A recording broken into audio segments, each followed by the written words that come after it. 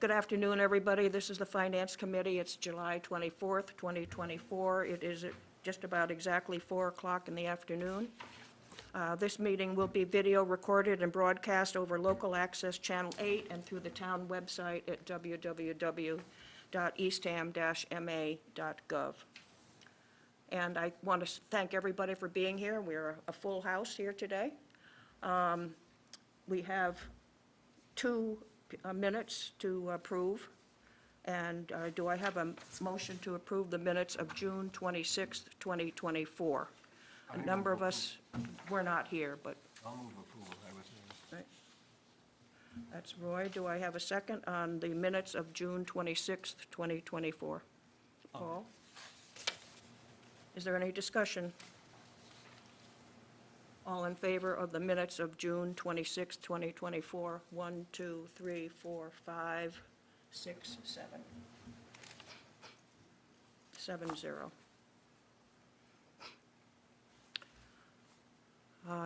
We have the other minutes of July 10th, 2024. Do I have a motion to approve the minutes of July 10th, 2024? Make a motion. Tom? Approve the minutes. Do I have a July second? 10th. Second. Steve? Is there any discussion? I'm just going to ask Mira, the committee members present, that Fred's name should be corrected, his last name, and it's my fault because I had originally given the name to the folks for the signs, and they didn't understand my writing, so they gave him another name. So it's Guidi, so it's G-U-I-D-I. Oh, okay. For July 10th. Up I under see the it, I committee see it, members yes. present. Yeah. All right, so we're going to. So it's just Fred's last name, G-U-I-D-I, rather than what's on there. Okay. Do I have a motion to approve the minutes as amended? Tom? Paul? All in favor? 1, 2, 3, 4, 5, 6, 7. 1, 2, 3, 4. 1, 2, 3, 4, 5, 6, 7, 8. Very good. Thank you, everybody. And now we have a guest today. So I'll ask you to introduce yourself, or Rich can introduce you. Yeah, I just have some introductory comments. So this is Sharice Nunnally. She's our IT network manager. And I just want to give you a quick overview of the IT shop, and then Sharice is going to talk about all the great stuff they've done over the last couple of years. Sharice is as I said, the network manager. She's responsible for the network and all the things connected to the network, PCs, things like that, computers. She's supported by an IT technician, which right now, as of last week, is vacant. We had some turnover. And then she's also supported by the structure of our IT organization is we outsourced kind of like the high-level network architecture design of that to a third party, and it provides us some resiliency and sustainability to the really a critical component of our operation. IT is really critical, and a lot of risks associated with IT. So having someone available to us that's an expert, that we don't have to pay for 40 hours a week, only for when we actually need that expertise, makes a lot of sense. And he supports and gives a lot of guidance to Sharice and the IT staff. So that's kind of our structure. He's kind of Dan Matthew is his name. He has a company called Datalist out of, where are they now? Lakeville. So off Cape. And he comes in at this point once every other week, and it's one of the first line items in the IT budget is that outsourced, I forget what we call it, but it's our outsourced vendor, consultant that comes in and supports that. And really gives a lot of direction and support. And he's also introduced and gives us insights as to best practices that he communicates to Sharice, and Sharice works very closely with Dan to implement his recommendations, and same with the IT tech. And then we also have, and maybe this would be a discussion for another day, an applications manager that helps implement new applications that we might use, like the website, permitting software, work order software, are all examples of some of the things we've done. And of course, that has to work with Sharice. So at the end of the day, Sharice is kind of, a key player in all this. But like I told you before, I think it's important for you to see all the administrative and finance offices through the course of a year to get an understanding what they do. So when you are contemplating the budget and other financial decisions, you know the team behind supporting all that. And so I'm going to turn it over to Sharice, because Sharice touches basically everything in the finance shop as well, because everything at the end of the day goes through IT. All our connectivity, all our internet connectivity and all the things, the ability to actually work is really resting on Sharice. So I'll turn it over to her to talk about all the stuff she's done. So, Just use the microphone a little bit. okay, Yeah, is it on? so you probably want to know a little bit about my background. I was born and raised in Connecticut, raised the kids in Connecticut. I worked for Pitney Bowes for 26 years. Started off as a computer operator 45 years ago, well, probably more, but we'll leave it at that. And then when we decided to move up here, my husband and I worked for Snow's Home and Garden, and I was the only IT person there for 15 years. And then we live in Eastham, and I saw the job on Facebook, actually, so I applied, and I got it, so I'm here. And that was June of 2022. When we talk about networks now, it's really systems, because you have to combine a lot of different parts. It's really hard to set a boundary anymore. So that's why I really do systems. I really am glad that Rich hired Dan. Dan has to be is the most impressive guys I've ever worked with. He's extremely intelligent, extremely fun to work with. We get a lot done. He's business, but, all business, and really very competent. So I'm super impressed with him, and I'm really glad I've had the opportunity to work with him. Like Rich says, he's, if it wasn't for him, this wouldn't have happened. And I have to thank Rich for hiring him and me, and also allocating the money so that we can do it, because without the money, we couldn't have done all this.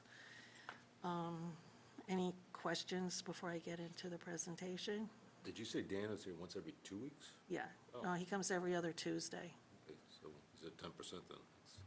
He's got like 2,500 clients. He's been with Yarmouth for 20 years. He's got small clients, smaller than us for sure, and then he has larger clients.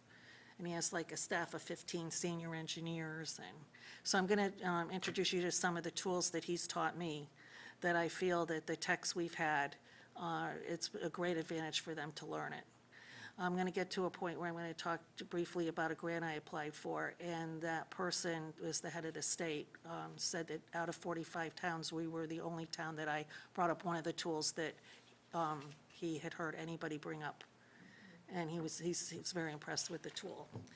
So I have a question. Sure. Do we have a contract? Do we have a contract with Dan? Yeah. And we pay him based on the hours, or?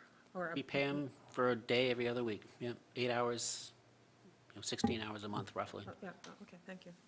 But he brings a lot of municipal experience with him. Yes. Well, I wouldn't even say municipal experience. He brings, technology experience. And, as Sharice said, he's got lots of clients. We get him personally, and his expertise. And then, if we had an emergency that we couldn't handle, part and parcel of what we pay him for, even though we don't pay him for the emergencies, but we have access and availability to his whole firm. And, we'd have to pay for it. But it's available to us when it's needed. We're not paying for it for when we don't need it. Right, but it sounds like, though, the good news is, though, he's got all that experience, but he's also got it in this domain, so to speak. He's working with other towns, so he knows what their needs, what's worked, what hasn't, Well, I what brought the him- threats are, and He'd done some one-off work for Yarmouth for going back 20 years.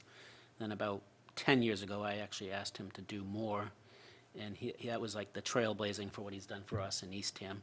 And since then, he's also been hired by other towns to do the same program. So it's been very, hopefully good for him and his business, but he's delivering results and value to all the towns he's worked for.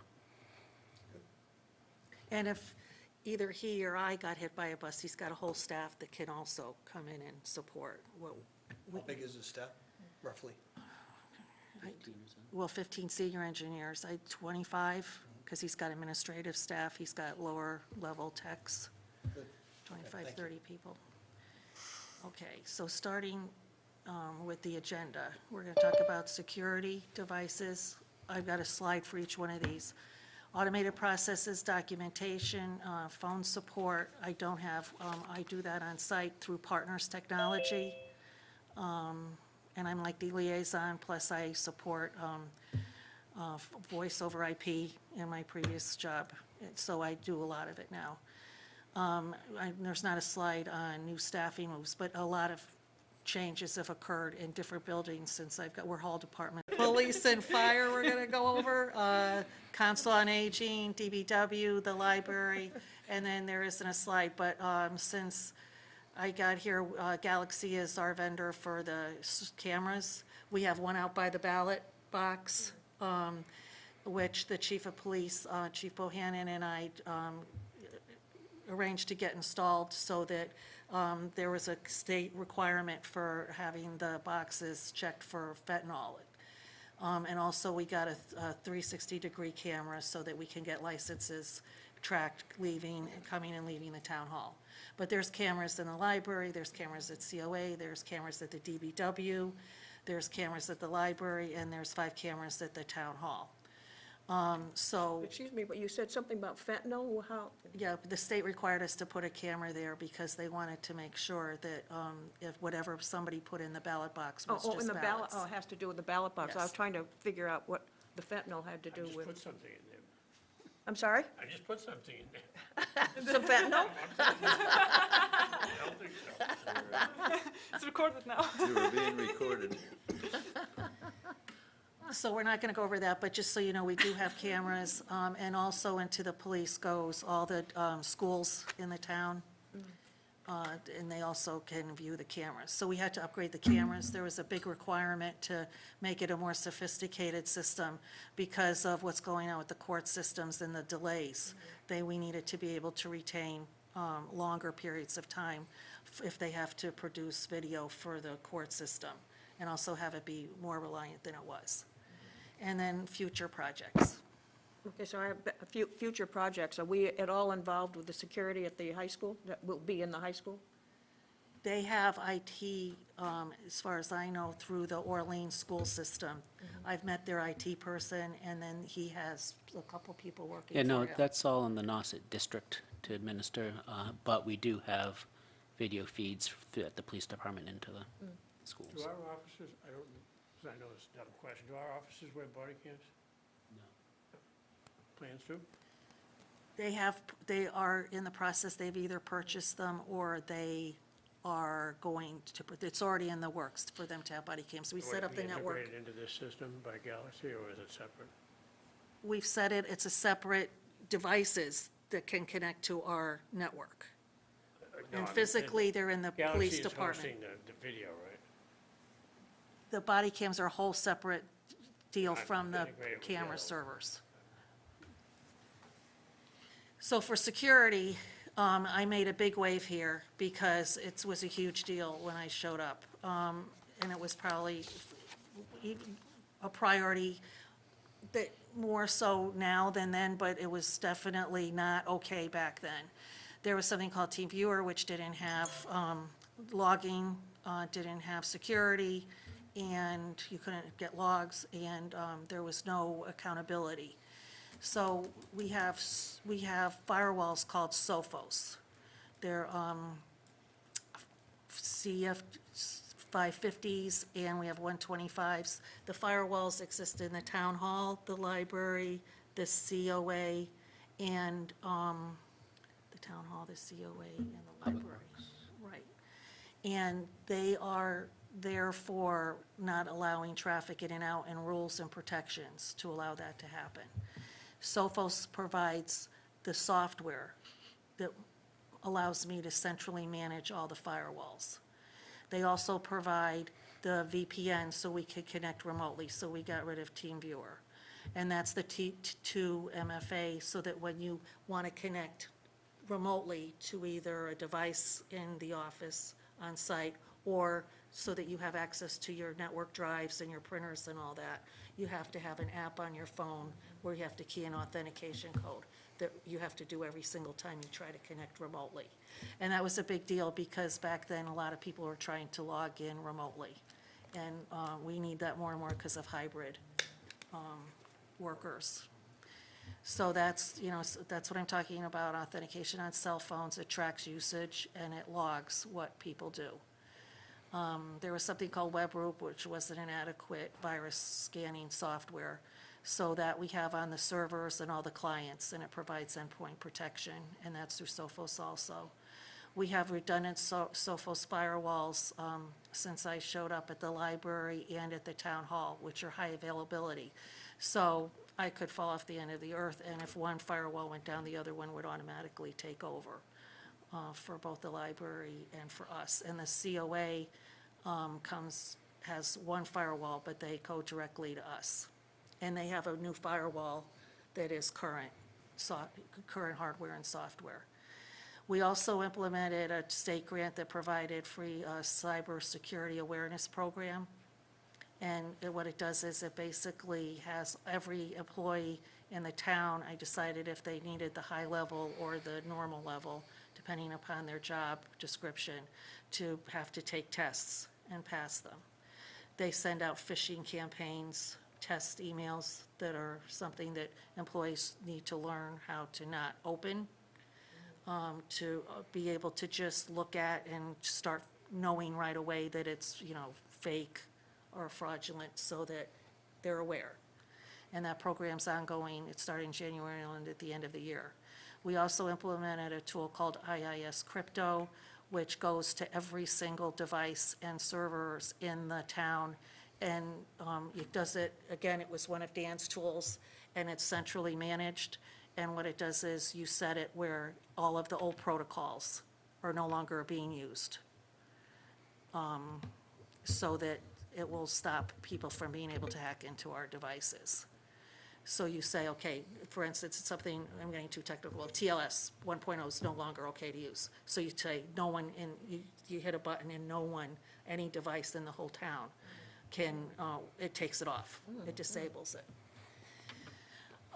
Then also, there was, I don't know if you've ever been there, but right from here all the way down, I don't know how many feet it is, Rich, from here to the front stairs, about 5 feet wide, 20, 30 feet long, is it? Yeah.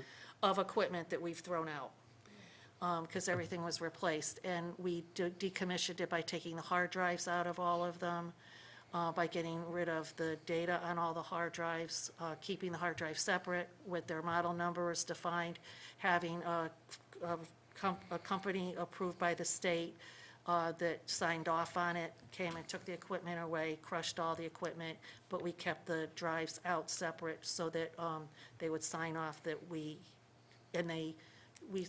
gave them lists so that they know that we did properly dispose of the hard drive data.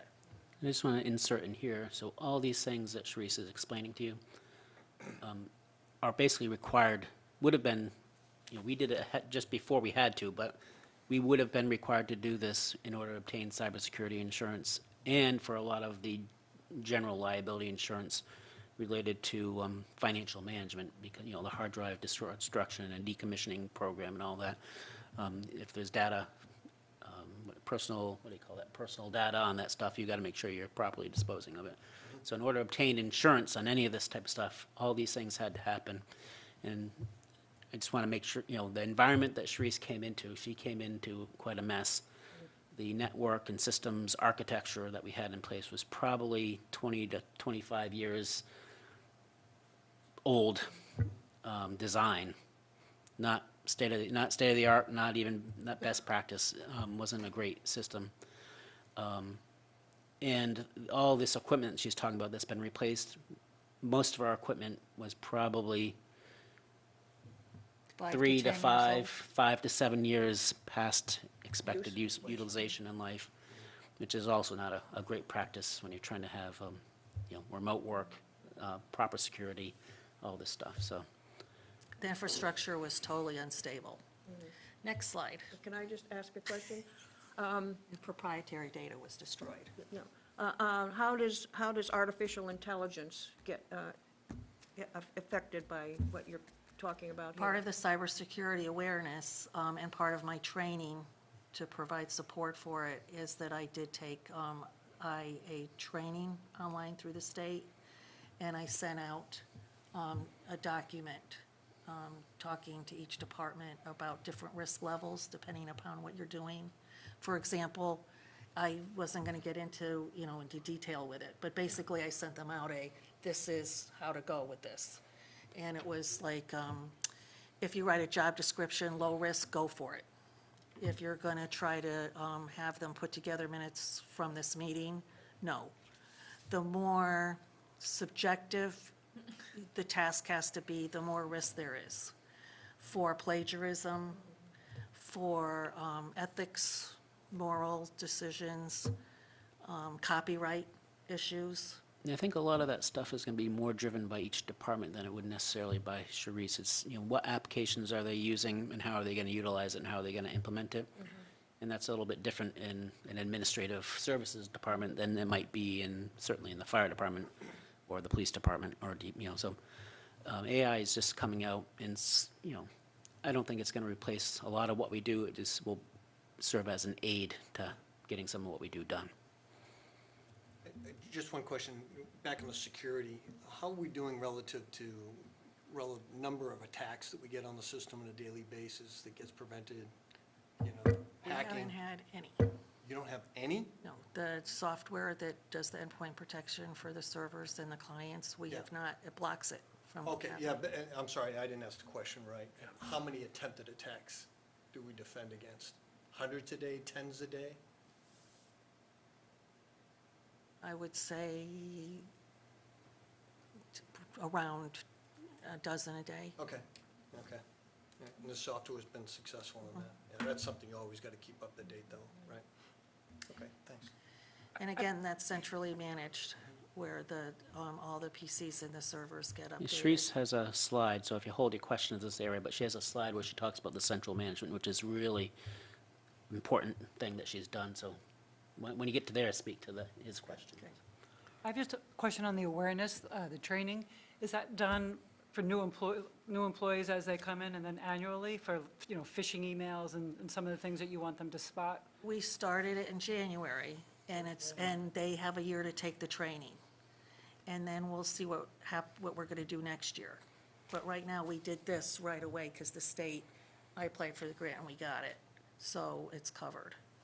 And then we'll, as soon as we get through this, then we'll tackle how we're going to keep training going. But I have not decided on that yet. And I hope the state does for me and lets me do it again. Because it's something, it doesn't hurt to keep getting these weird emails and, recognizing right away that they're bogus and they could be harmful. I think one was received at the library yesterday. Yes. Exactly, and that was part of the phishing training. That's great. Okay, so right away, when I got here, there were 2 servers that were literally failing. So one was at the Council on Aging and one was at the DBW. The DBW was the one that handles the fuel and also handles Paradigm, which is the software that manages the scales and the transfer station.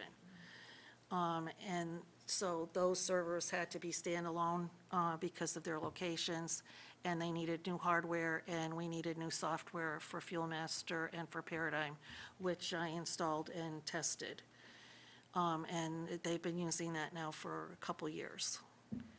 The other servers that we have 13 other servers. They're VM servers. They're virtual servers that are, I'm down here in an office. I could give you a tour if you want at the end of this.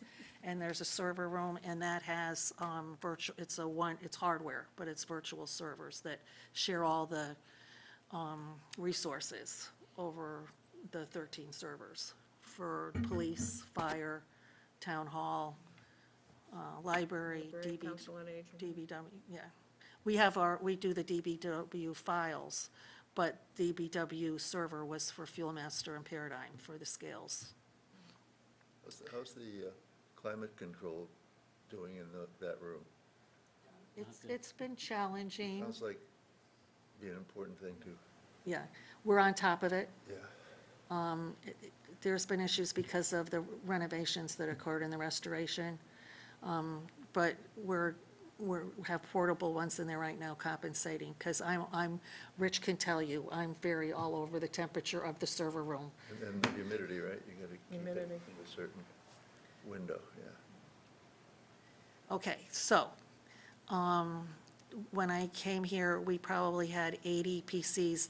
All of them had to be replaced. There wasn't one that didn't. Now we have desktop, laptops, and tablets. We have 160 devices now, and all the printers have been replaced. And they're all of them, except for one, over in the Emergency Operations Center, which was a redone server from the Galaxy when we replaced it with a new video server. That's the only one by November of 2025 that has to be replaced to go to Windows 11. Every other device in the entire town, 160 of them, are all Windows 11 compliant. So when I just had this practical application for you guys, so when you see, for example, the capital budget, there's a line in there for network equipment replacement.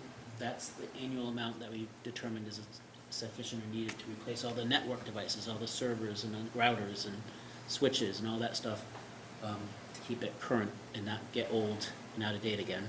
And likewise, we have a PC and component replacement program, and that's replacing the laptops and the tablets and the PCs. And it's interesting, this is the way everyone's going nowadays. But because of this work, it is making our workforce much more efficient. And so for an example of part of this is, we used to have, people would have desktop PCs, but then they might also want to have to work remotely, or they might be going on a trip but need access, so they'd also get a laptop. Now we have laptops or tablets with docking stations that are easily removed from your workstation at work, and then you can bring it home or bring it on whatever trip you need to go on.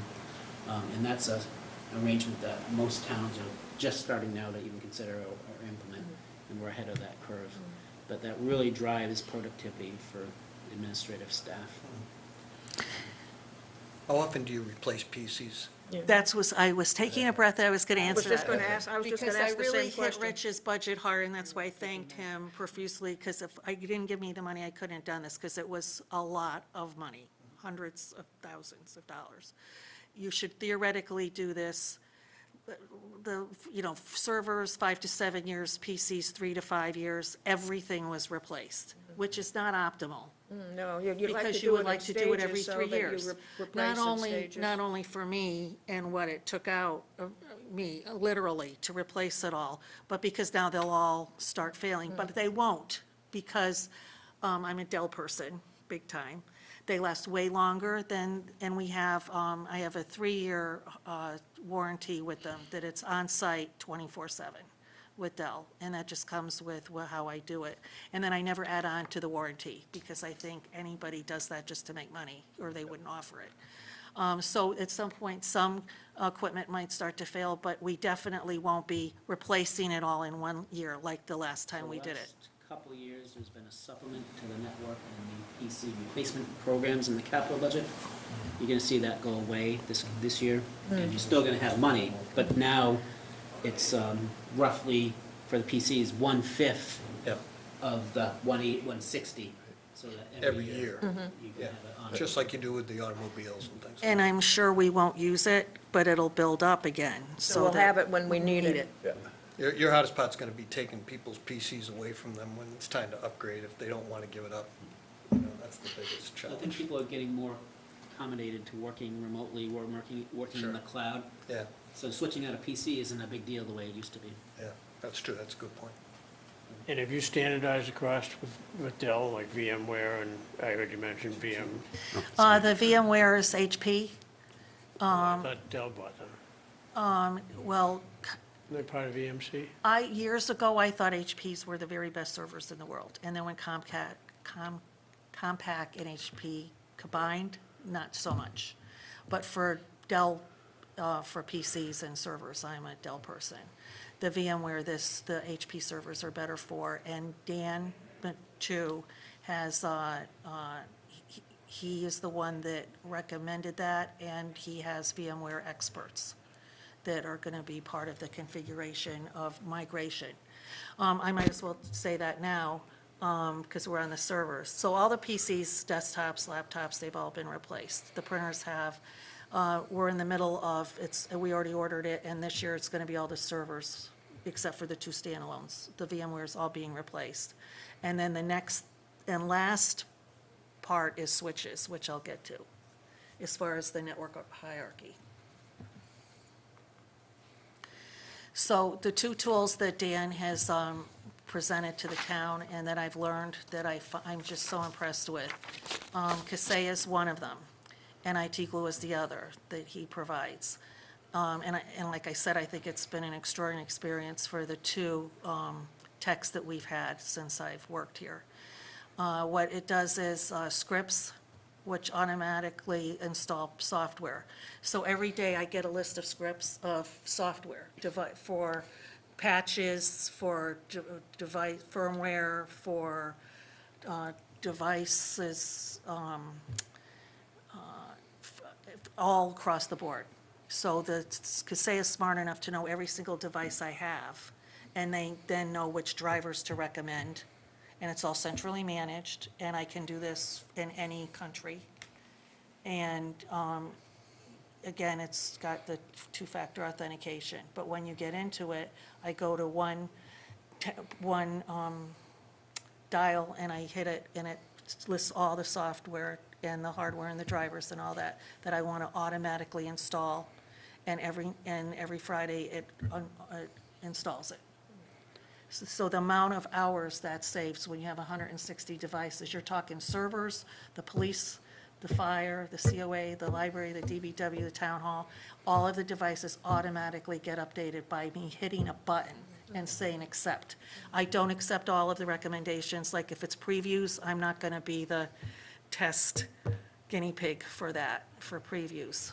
And, it's for roll-ups of 3.5, so a lot of software it does automatically. So and keeps our prior- software up to date. So prior to Sharice being here and prior to bringing Dan on board, if we wanted a update for an operating system at the fire department, our tech or IT director would have to actually go over there and do it. Then they'd have to go to the library, then they'd have to go to the COA, one by one. So Kaseya is called a remote management agent, an RMA. It's installed on every PC that Sharice provisions for new employees or as a replacement for existing employees. And so that allows her to have this remote access and remotely deploy software from her office or wherever she needs to be. Patches, like I said, it automates the software, the firmware driver updates. It also provides me with alarms because it's always 100% every day checking every system. And it provides me with alerts if a PC's hard drive fails, if a PC is using too much memory than it should be using, I have to figure out why.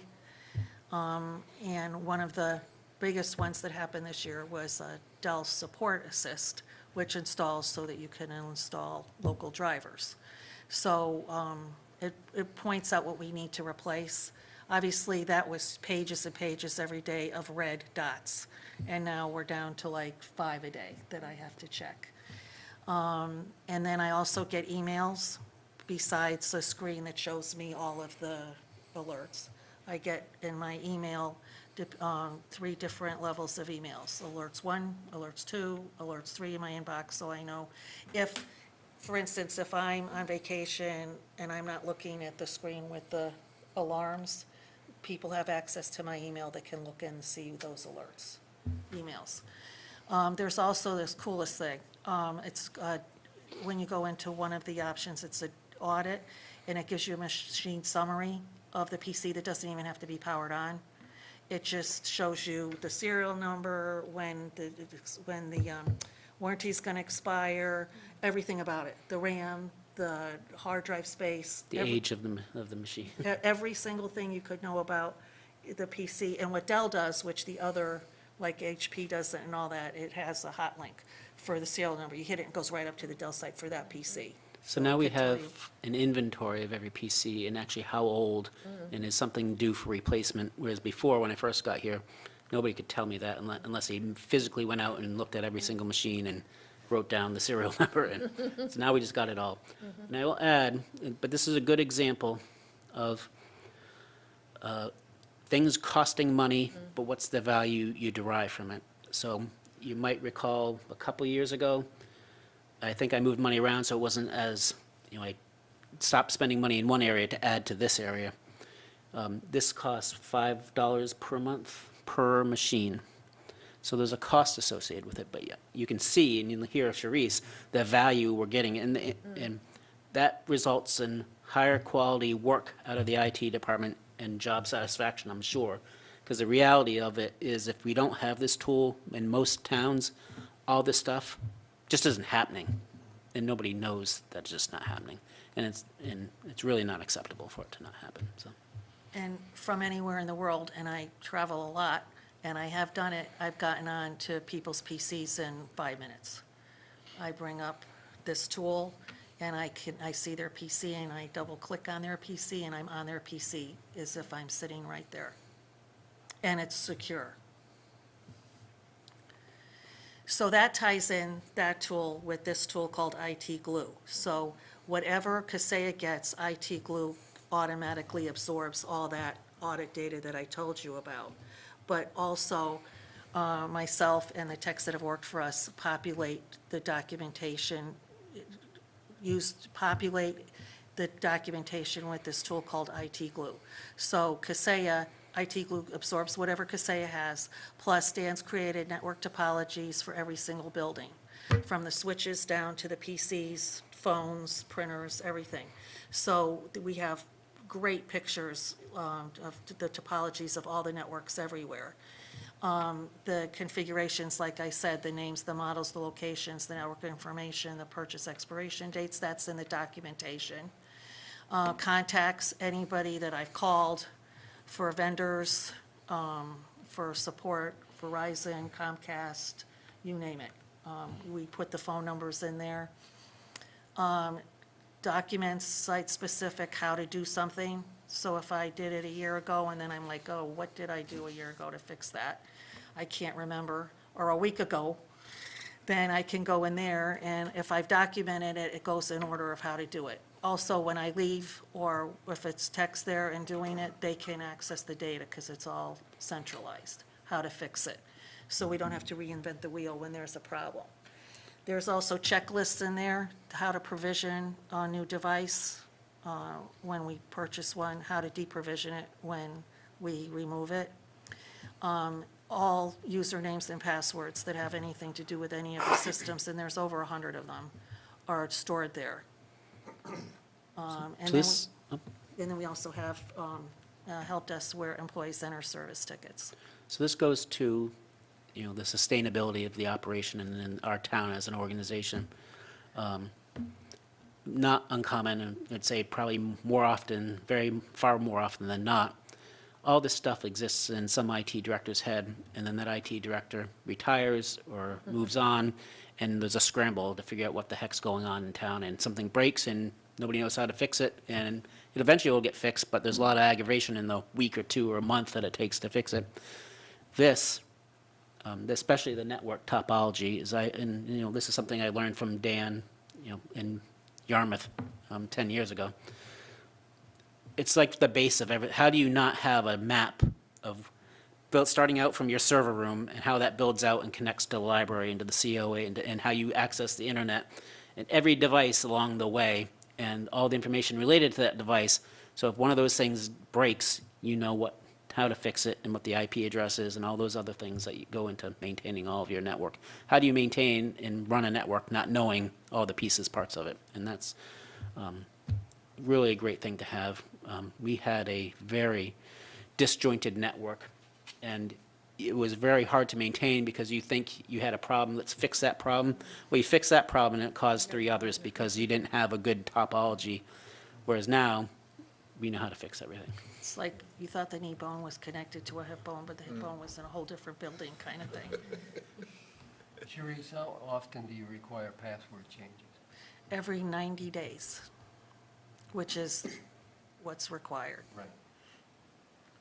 Much to my lack of popularity in that issue. I try to make up for it in other ways. I'm like when people complain, I said, you have no idea how many passwords I have to change, so. Okay, so since I showed up, Anna Bohannon had been wanting this for a long time, the chief of police. It's called the Emergency Operations Center, which is a pride and joy for this town at this point. It's for the whole Cape, Orleans has it, but from after Orleans all the way up to P-Town, from now they'll all come here when there's an emergency. We have three TVs, so he can have something on each TV, and they're all widescreen TVs. For instance, the weather, their software that they run that shows what car is out doing what for fire and police, news network channel to see, what's going on with the news if there's an emergency. There's a bank of phones that just need to be plugged in that have all been tested that are on analog lines, the old-fashioned silver lines, because if you lose the internet, then you don't have phones and you don't have TVs, and so we have all that tested and set up. And that's a picture of one of the TVs in the front of it, of the Emergency Operations Center. It's in the police department. Also, there was a huge issue with IMC and Bricks getting what a dispatcher does without drilling down too much. When a call comes in and how it ends up getting to the fire, and then from the fire to documentation for the fire. That whole chain was not working. So between Lieutenant Snitzer and myself, we spent a good year narrowing it down and getting it working, and it's working. ESO is the fire side of it. That used to be Firehouse Software. ESO does not stand for emergency. I don't know what it stands for, but it's replaced the Firehouse. And we put in the new camera server, and we put in a new sonic wall, which is like a Sophos firewall, but it's sonic wall. Which is what I was used to and what Dan's used to for vendor access. So if a vendor wants to log in and try to fix their Camera system. their, like the dispatch PCs, and the hardware, they have to go in through a whole different network. It's totally separated from the fire and the police network. Off of our networks, yeah. So that's that. Okay, COA, they've gotten 4 TVs, 3 in the main room, and 2 downstairs. That's 5, sorry. And then they had one originally in the game room on the main level. So they have 6 TVs now, and they are able to provide hybrid programs for people that can't come in, and, This is new, just recently new. yes. And this, I just say, this was all funded by a grant that Right. Dorothy was able to get to introduce hybrid video programs, and it's also a little bit more than just the TVs. We brought Devon into the mix, and they have a setup similar to what we have here, so it can be broadcast on Channel 18 as well. And so, and we actually have now a potential meeting site over there if we needed a backup.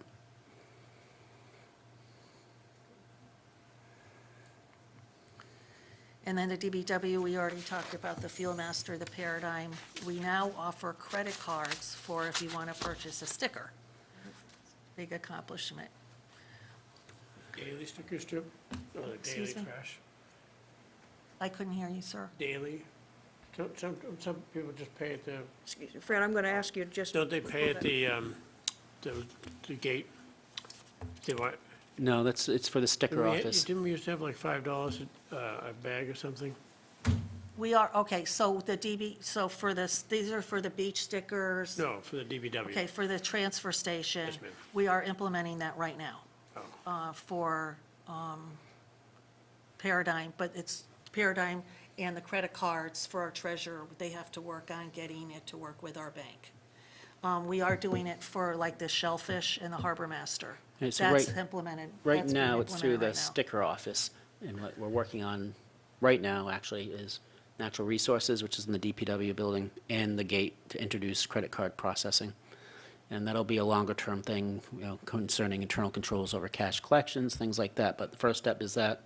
And then the other thing that we potentially could be looking at, we want to get this done first, but is license plate reading for Yeah, various yeah, I'm just things. going to ask about that. So you wouldn't have to have a sticker on your car, it would be associated with the plate on your car. That's a little bit longer rollout, I was so baby I was steps on gonna that say, one. I'm really into the natural resources and the transfer station. There are a lot of issues from what I've read about online with doing the License, license plates, because you have to have wireless at all of the Right. beach, oh, and it has to work, and it has to be reliable, or else if you depend upon it, you don't have wireless out there. People what just do you do? driving that's in. a problem around here right now, yeah.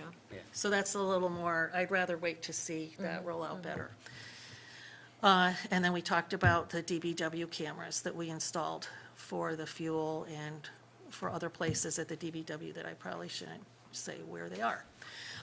The library, the public network, I don't know if you've been in the library, but there's a whole bunch of public PCs that were part of the town network that should never have been on the town network. So now they're totally separate.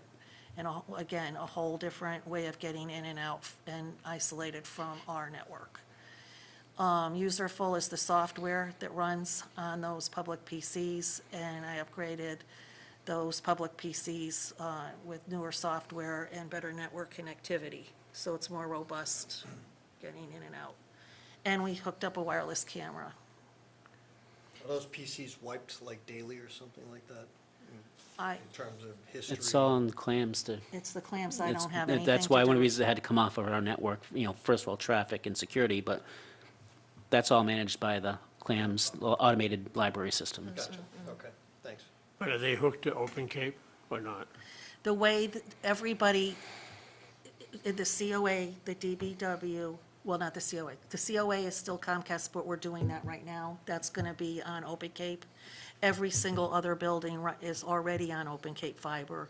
COA is happening right now, and I'm implementing right now, in the middle of it, if Open Cape fails, everything will go to Comcast cable, so that we have a backup redundancy. If we lose the fiber, we have Comcast. And each of those those buildings, facilities, their fiber runs to Town Hall here and connects to correct me if I'm wrong, connects to Open Cape through our connection here.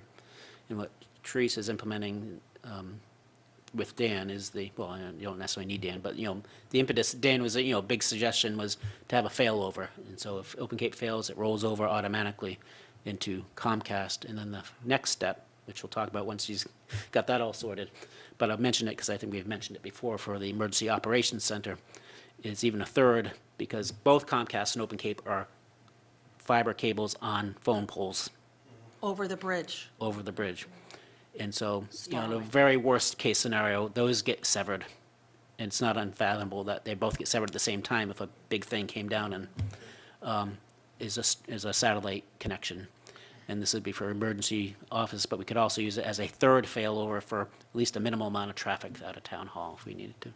It's called Starlink, and it would be mobile, so that if this town hall got hit by a tsunami, they could bring it up in Plymouth or anywhere. Right.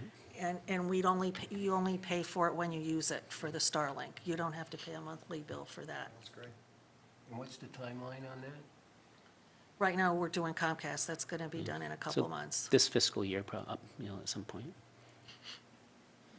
Think of something I can't think of. Okay, so future projects, VMware, upgrade the new servers and hardware and software to the latest versions. We talked about that. Comcast cable automatic failover if Open Cape fiber goes down. Switches, that's the last part of the network architecture. Of course, when I started, I wanted to start up and work down, and I ended up working down and going up from the, because you have more effect.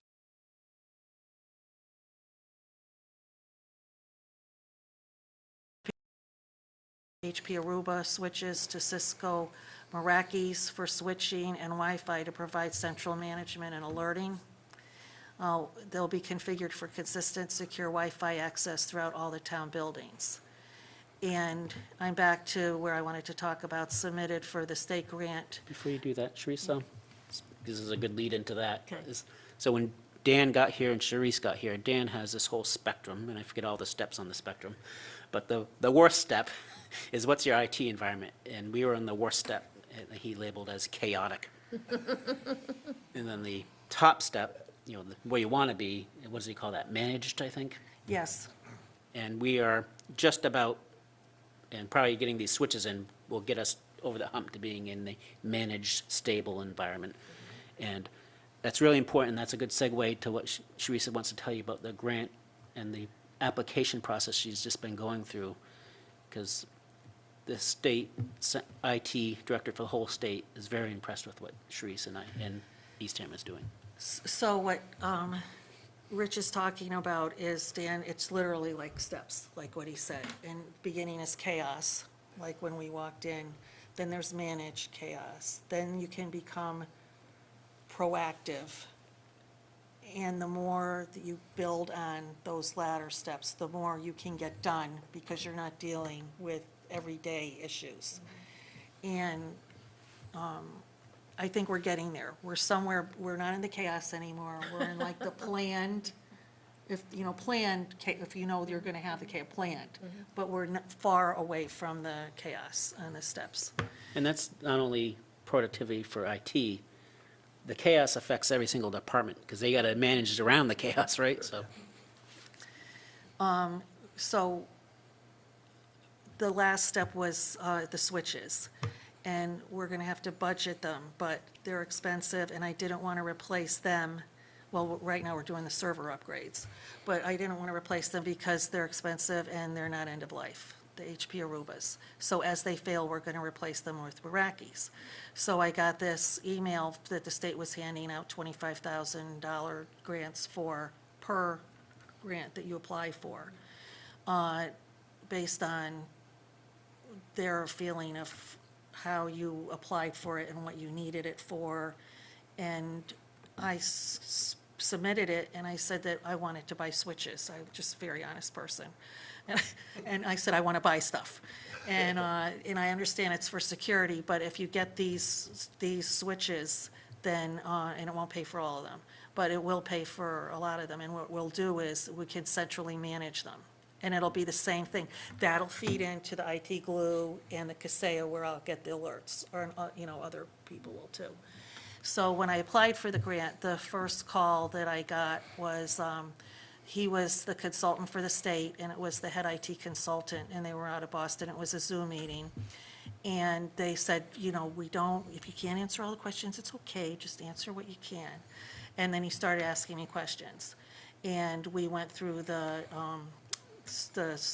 everything we've pretty much gone through here. And with the kind of Sophos, the firewall, the two of MFA configure, with the servers and all that. And I said to him, and this is probably the proudest moment of my career, and I've been doing this for over 46 years. So he says to me, can you tell me how you would take care of a problem if, you're remote, or how you would fix it? And I said, it actually has happened, where I get on remotely, I'm in a foreign country, I go to IT Glue because I can't remember the password of what I'm going to fix. I go into the document to see how I fixed it. I get into Kaseya, I log in remotely to that PC, and I fix the problem.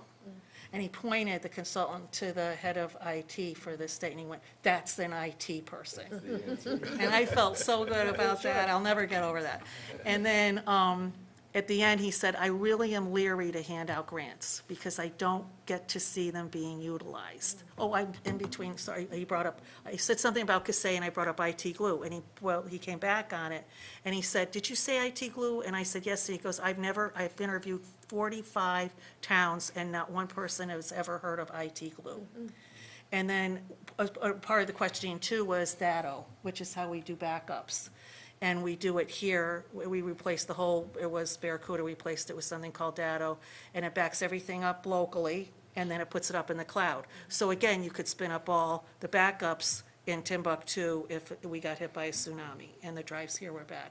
And those stay forever. That backup data stays forever, and we needed that.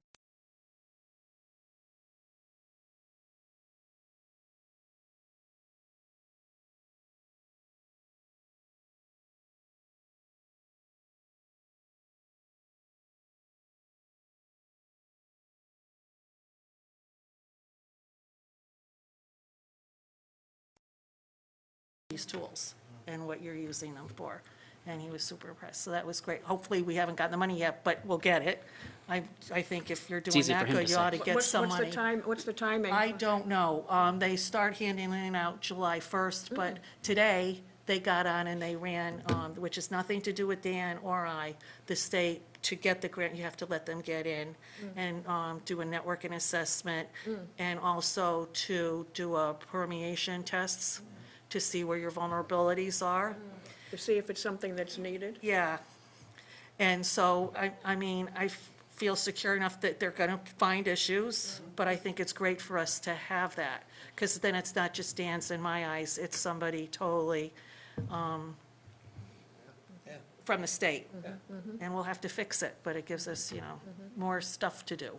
How much can you request? Yeah, 25 is the. That's the max. Yeah. That's great. What would it cost if you needed to do everything? I don't know. I don't know how many switches we need, I'm sorry. I'm at the server one, I haven't got quotes for the switches yet.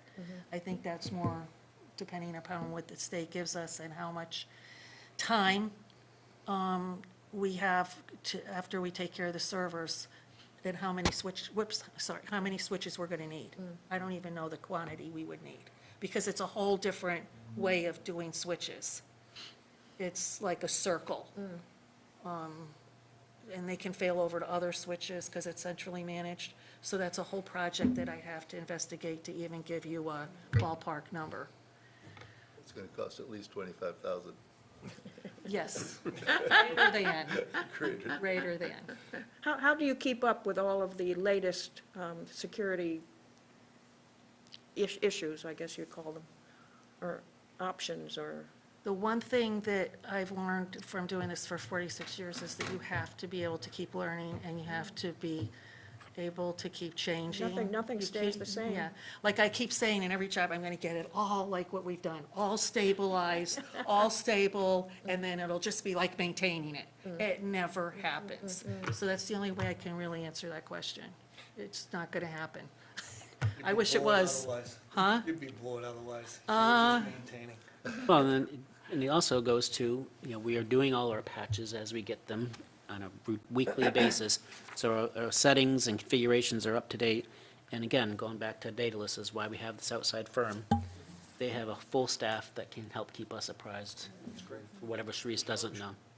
So I think that our construction of our IT shop is really a great model that other towns will start to follow. They just didn't have somebody and they didn't have a Sharice to chomp down and get it done.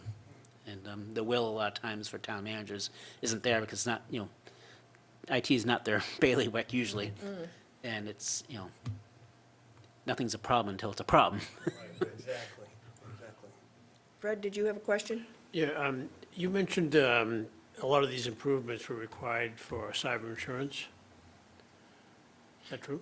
Well, that's Rich's. I didn't No, I do know he any of mentioned these it. changes. I'm pointing this at Okay. him. I didn't do any of these changes because of What does that insurance. cover? Does that cover, God forbid we get ransomware? Does it cover Yes. the cost of it?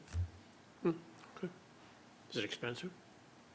No, I don't know what the exact amount is, but it's part of the package that we get. It's an adder to our liability package, but they won't give you the adder unless you have 2FA, two-factor authentication, and, SOFO's endpoint protection and all these things that Sharice has put into place.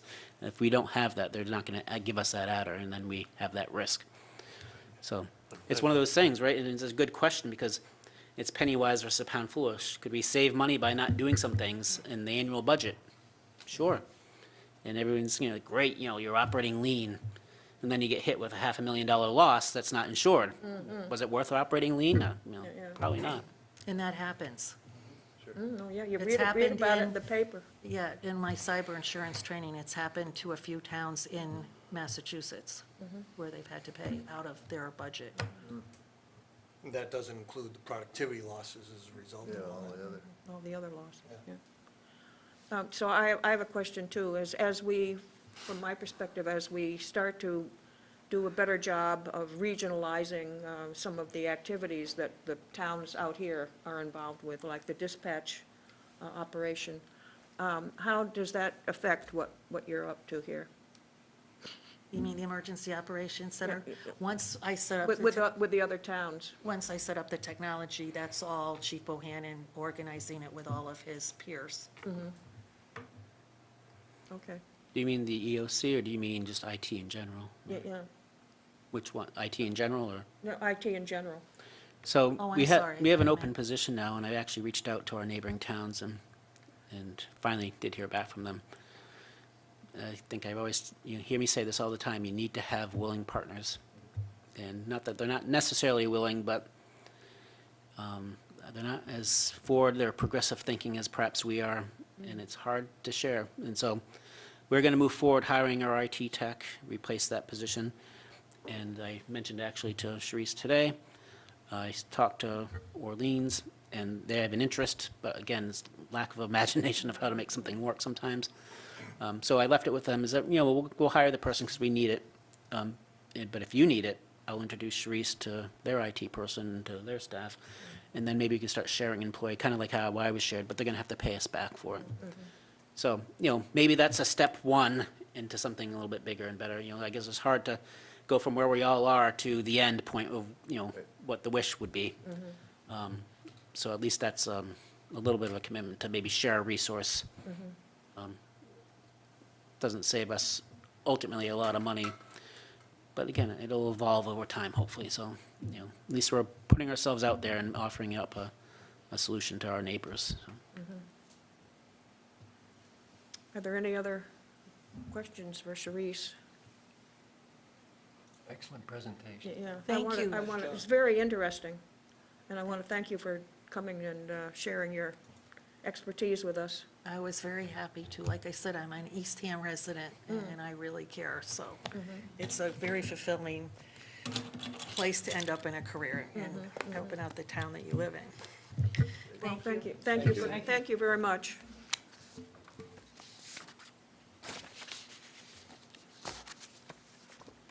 What's his position? Acting director? She's our network manager.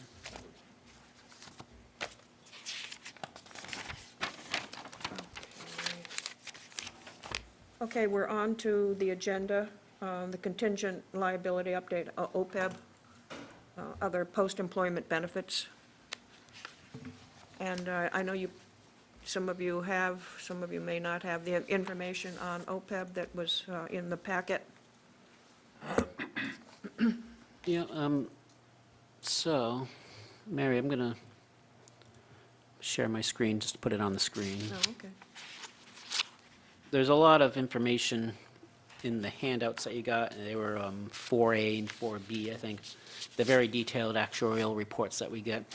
I'm not going to look at those, and maybe spend a good hour with Sharice, so I'll be a little more quick on this one. There's really not much to talk about. The information's on the slide, so I don't need to repeat it, but other than to say that we do monitor and recognize that we have an OPEB liability. That's for insurance for our retired employees that we're required to fund under general laws. And every other year with an interim update, we get a report of our liability. You can see this year, June 30, or last year is the latest. It's $35,270,000, up from $31,250, up so about $4 million increase. And then the year before that, it's actually a decrease. And so that's a function of, the actuarial assumptions that are used. It's a function of your funding rate and the discount rate used in that. And so bottom line on this is it's important to know that this exists, and it's something that we're going to have to address. But it's a 30-year liability, and so a lot of towns spend a lot of time and a lot of effort and perhaps some money in order to address their OPEB liability. And it's not to say that we shouldn't, and we do every year incrementally provide a little bit of funding towards it. But in my way of thinking, it's a 30-year issue. We've got one-year issues coming up that are probably a higher priority to me. Wastewater and that type of stuff. So. Not that it's not important, that's why I give you an update every year as to the status of it.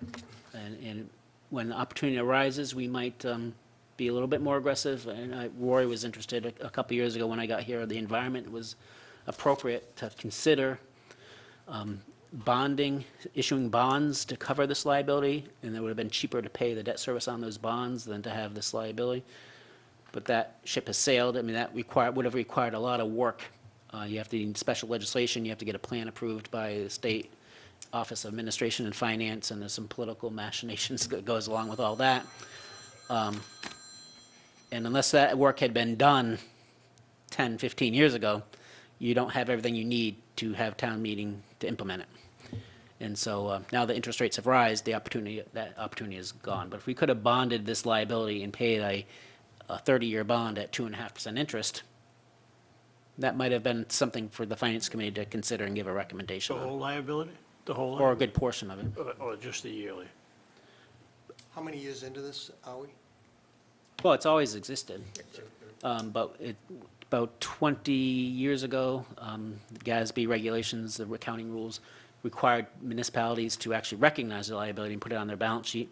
And so once you start measuring it and reporting it, hey, you got this big liability, then there's the push of, well, what are you doing about it, and providing funding. So we've been funding this.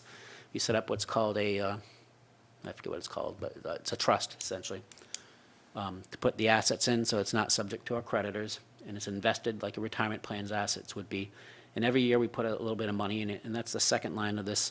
Our OPEB assets is up to $744,000 as of June 30th, 23. It's $950 as of June 30th, 24. And so it makes us 2% funded. The annual required contribution, if we are fully funding it, would be $1.8 million, and we're doing about $1.3 million. So we've got a shortfall of about $500,000. But that's all we're required to pay. We're only required to budget what we have to pay. And that's the requirement now, so that's what we do, and that's what the vast majority, 98% of towns do. And then down below kind of shows the investment return we've gotten on those invested assets. Would it make any sense to do the work to get, to get it through town meeting, to set it up for the bonding thing, so that if Perhaps. interest rates came down in the future, we could jump on it instead of, Yeah. if you wait till they come down, by the time you get it in place 2 Right. years later. No, it's then literally- Back up. Probably a 3-year process to get to the point before you can get it in front, because you have to go through the Yeah. state A&F office, and, So in your spare time, yeah. town meeting warrant article. But does that make sense? That's kind of where I was going, how many years were, you know what I mean? Does it make sense to do that work, Rich, as Pete says, so that you could pull the trigger as an option later? Yeah. on? Does, okay. Yeah, but, it's, Just time some and priorities. priorities, you know, Yeah, I sure. could do that tomorrow, but, I'm gonna have to drop something else off, so, Yeah, I got it. so, Somebody keep in but just keep in mind, and we'll go to the pension next, and just to give a quick overview of that. But keep in mind, the pension isn't fully funded either. This is 2% funded. The pension's, 60-something% funded. But it's scheduled to be fully funded by the year 2038 or 9, I forget which one. So kind of the back of my mind, and I've mentioned this before, and now we got some new members, so I'll mention it again on the Finance Committee. So the plan is to continue to put incremental amounts of money from free cash, if it's available, into our OPEB trust to keep funding it. And then you get to the year 2038, when our pension obligation is satisfied. And if that actually happens in 2038, or whatever year it happens, you no longer have catch-up contributions to your pension plan. Because the vast majority of our assessment from the pension plan is the current cost, but the biggest portion is the catch-up costs. And so once you've fully funded your pension, you drop those catch-up costs, and we can repurpose that appropriation into here and get a more aggressive plan to funding OPEB. And so that's kind of how I'm approaching it. What has more benefit on our bond rating? The liability for the OPEB versus the pension? I would say, I've actually been working on that, and I would say it doesn't matter at this point. Because of the Because amount? our debt is so high relative to our size of a town because of the water project. Yeah, yeah. We are ranked pretty low on debt. And if one of you had come in, I forget which one of you, maybe it was you, Patty, we were talking about, and Fred. I was working on this analysis of, how, because I have a lot of background with the S&P and their rating analysis. And basically, we have to do everything else to the top, to the best of our ability, best of their ranking, which we could do and this would be a choice we'll have. And if we got the top rating on everything else, because we can't, we can control the level of debt, but it's water under the bridge at this point. So we're going to That's a be, so good we're about Water as over the bridge. bad as we can get on the debt rating. So we can overcome all of that and get a AAA rating if everything else is the best. And so I know what it is we need to do to get everything else to be the best. So it's a question of, do we want to do that? And if we did that, now if you knew you had a lot of borrowing coming up, say for a wastewater project, It would make sense. then it would make sense to get that top rating to save that interest. Right. But we're not borrowing in the private market for wastewater.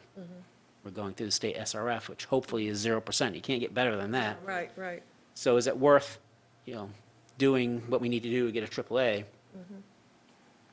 For, in this case, not a lot of benefit. I mean, we'll always have other bonds we have to issue that would go to the private market. Just, it won't be as much, obviously, as a wastewater project, so. But even trying to drive to the top ratings on some of that, Rich, we had some difficulty last year, didn't we? Sitting down, it was a little bit subjective with respect to the reviewers that came in. Well, yeah, it always is to some extent, and I'll cut to the chase. What we would need to do, right now, we get about a 3 to 3.5% return on our appropriations budget. So, so if you have a $10 million budget, we're returning at the end of the year 3% of that, say 300,000, right? So we're at about a 3% return on our appropriations budget. It needs to be over 5%. That's, everything, all the other little pieces, parts that we could do don't matter unless we're doing that. So the finance committee and the town and town meeting need to be comfortable, have that understanding that we're budgeting ultra conservatively, or maybe we're adding more to, instead of a $200,000 reserve fund, maybe you have a $400,000 reserve fund, and we know that that's going to close out to the free cash because we're trying to show a return of over 5%. So unless we're willing to do that, we're not going to get a AAA. Got it. So that has to happen, and a bunch of little other things have to happen too. But So, Rich, the difference between AAA and what we have now is costing us what? well, we used to say maybe a quarter of a point between, so perhaps it'd be a quarter point of interest. But again, if we're doing wastewater and getting 0%, So, Rich, I see both these numbers. What did we actually pay out between these two obligations yearly? so on the OPEB, our actual contributions, which is on the top part of this chart, it's 1,378,000. That's part of our health insurance budget, Part of our budget, right? and that's what we budget to pay for the And retirees. on the pension side, is it the 9 million? Nope. So let's go to the pension. So that's the second slide. It's on the screen now.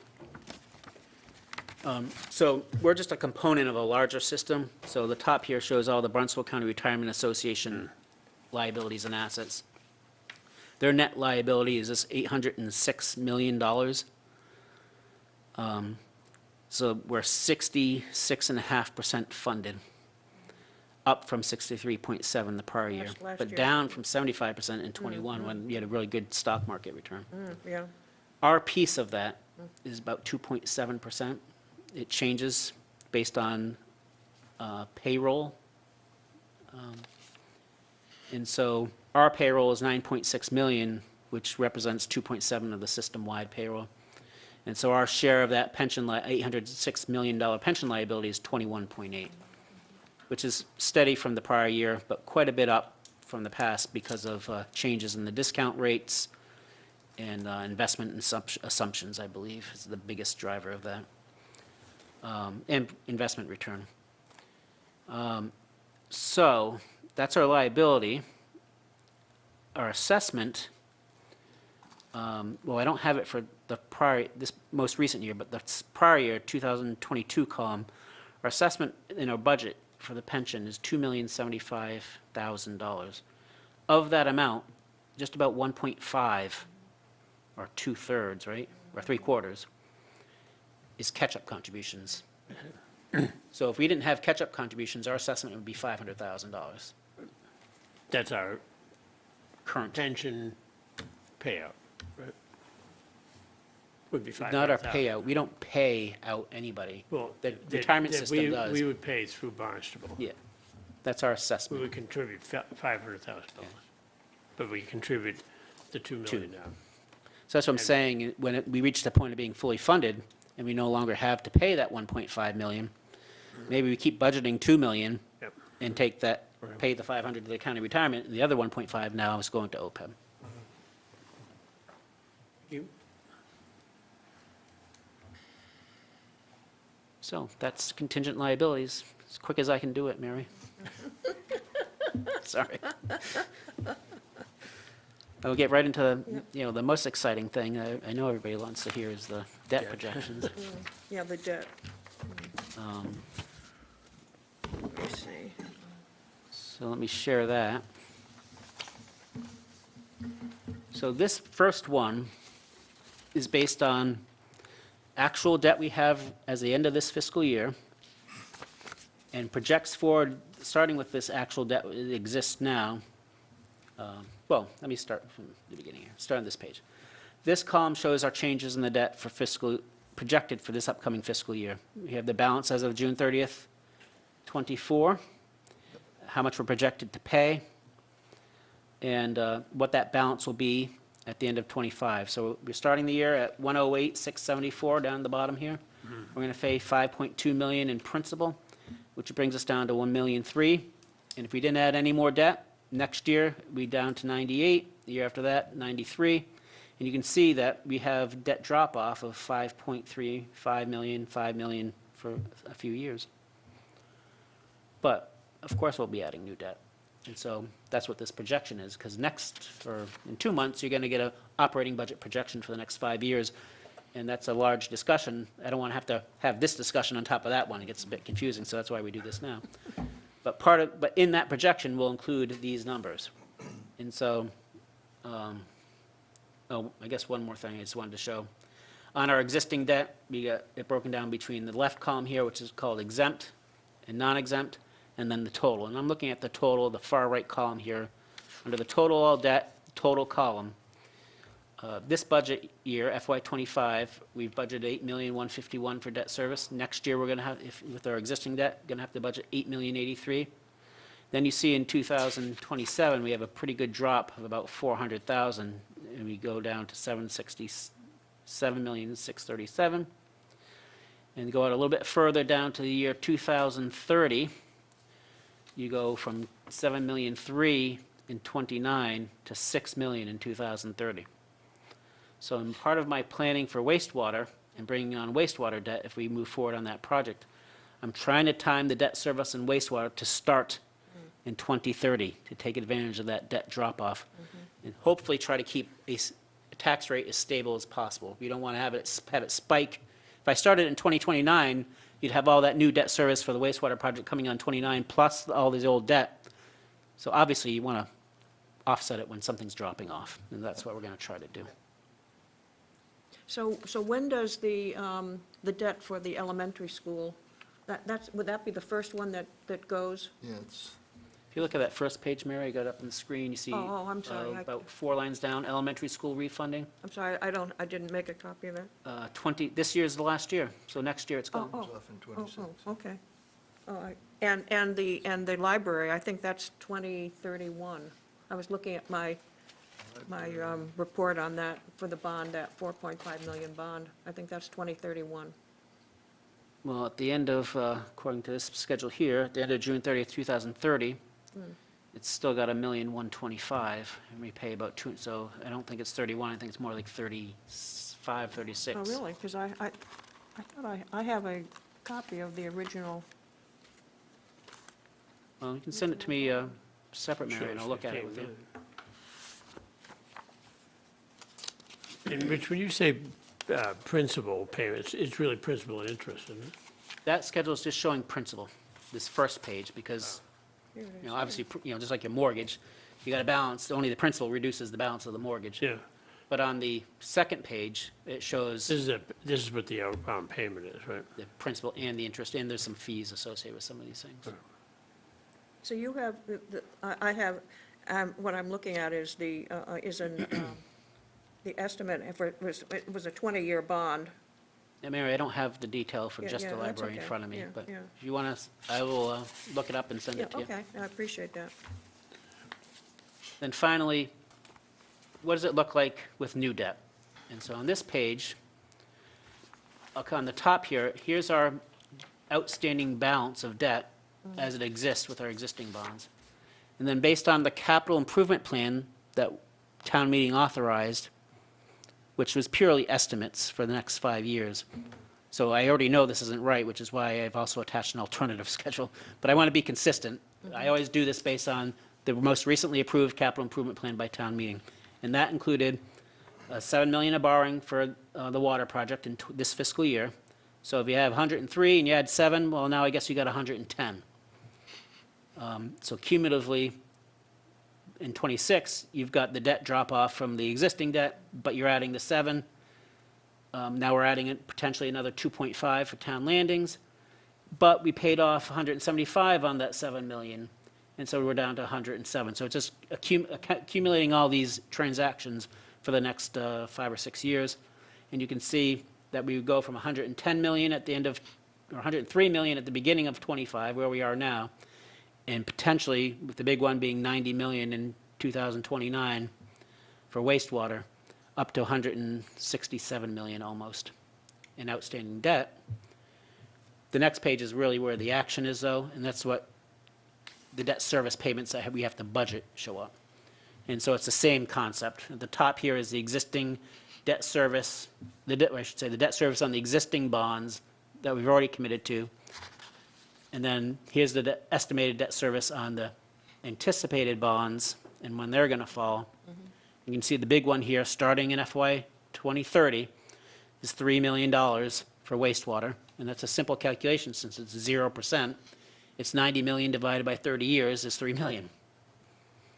And so I have to add the two together to get the total projected debt service from where we are. And that's the bottom here, the blue box. Right now, we're at 8.15 million debt service. And then the peak with the new wastewater in 2030, we're going to just under 9.5 million. Yep. And then for reference, I put what the school district stuff is down there too. And then, the subsequent pages are really just how I estimated some of the stuff. They don't really need to get into that. The problem with this, and again, I was trying to be consistent doing how I always do it, using the capital improvement plan from the last town meeting, is since then, we got more information. And wastewater is not going to be 90 million. It's probably going to be, let me go back and open up another page here.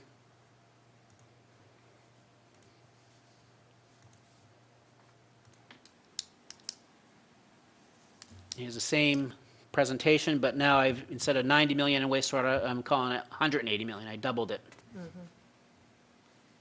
And that brings our debt to 250 million by the year 2030. The 271. We're going to get some of that paid for by it's not going to come out of East End tax. Well, we'll talk about that in a second. Yep. And then, so that's the principal balance. And then we have the debt service requirements is now $12.5 million at its peak. And then now we'll talk to Peter's question. What we need to do a better job of and start talking about as a committee and get it out to the community is just because we have $12.5 million of debt, one other point, you see in the middle page here. Instead of 3 million, 180 is double, is 6 million. So that's a big nut. But it doesn't all hit the taxpayer necessarily, right? So let's talk about how we fund this. And so this is my job in getting the town to make a decision on wastewater is how are we going to pay for $6 million of new debt? So remember, this is why we're stewarding the $1.5 million of short-term rental receipts and haven't committed it to the operating budget. It's exactly this purpose. So the taxpayer's not, at a minimum, not shouldering 6 million, they're shouldering 4.5, right? You're assuming $1.5 million for the short-term rental? Right. Then the other piece is if we do a project now, we have commitments from the Cape and Islands Water Protection Trust of a 25% debt service subsidy. So what's 25% of 6 million, Tom? 1.5. Is it 1.5? So there's another 1.5. So the taxpayer's not bearing that burden. So now we're down to 3 million that we got to come up with. Right, right.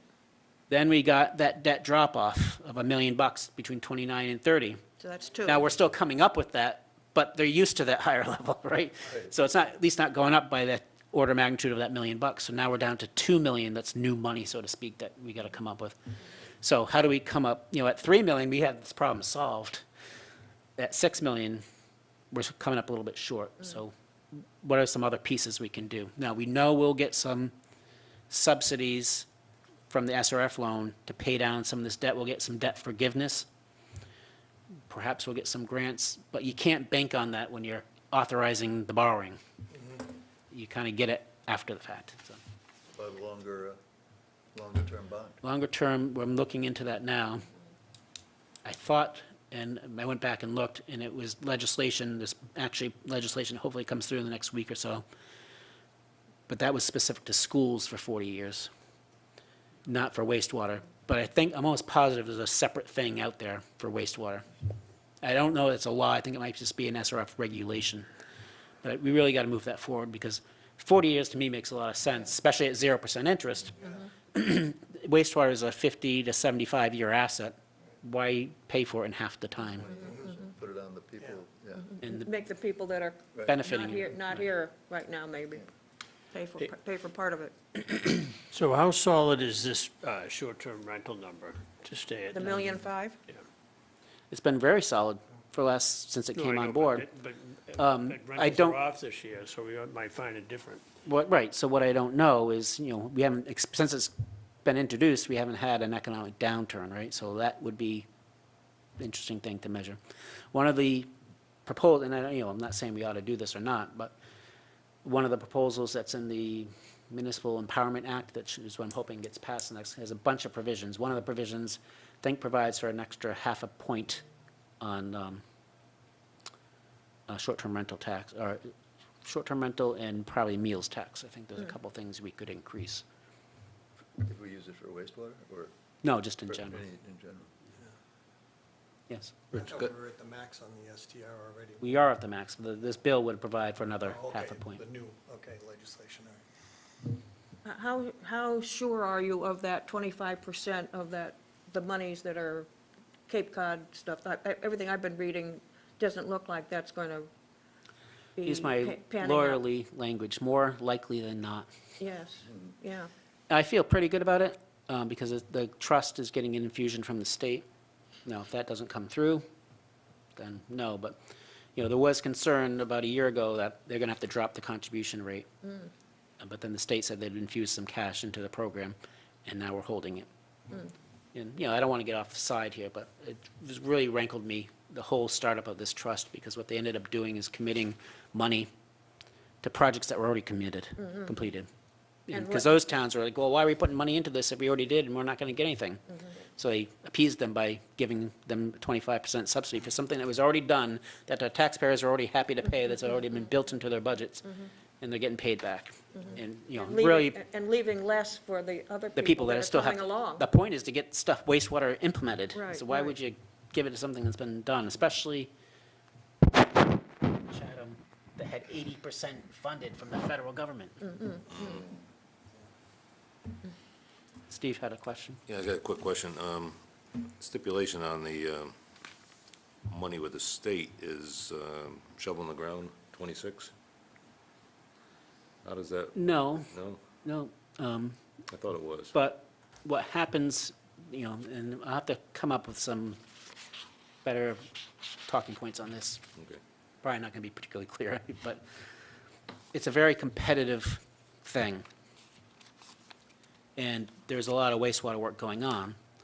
Right now, we know that 0% financing is available to us if we take action and do it. That could change if we waited 2 years or 3 years, maybe it's not. And adding 2 or 3% onto a $180 million project is hugely significant. So that's important.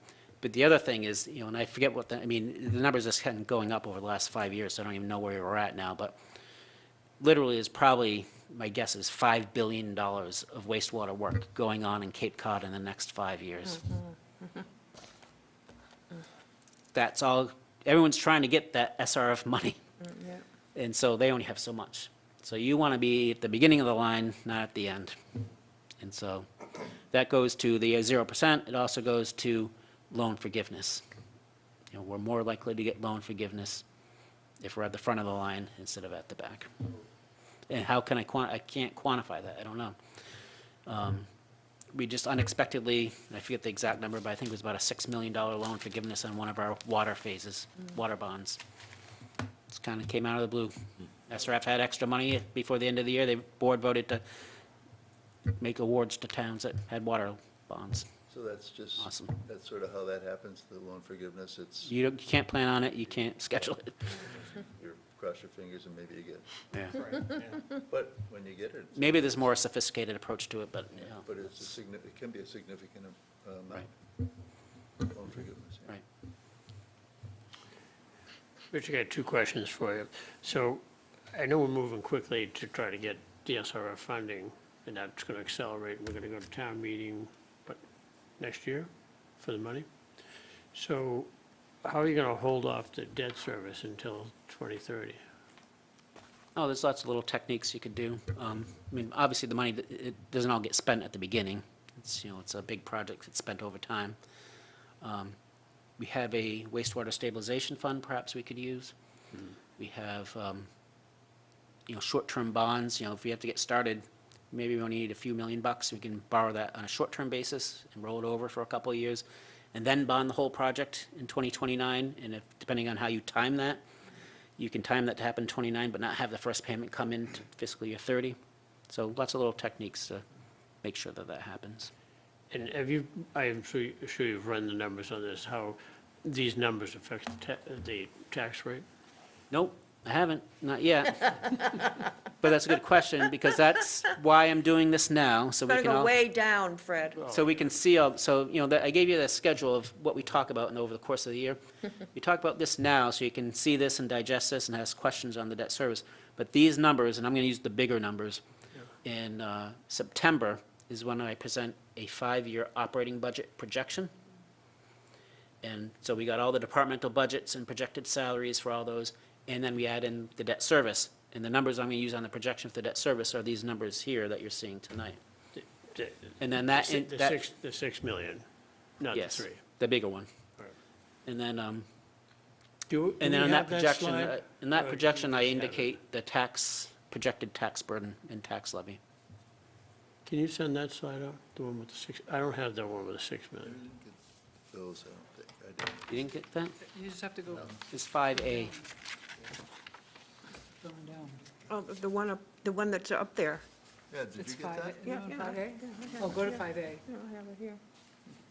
Alternative debt projections, that's the last attachment. Thank you.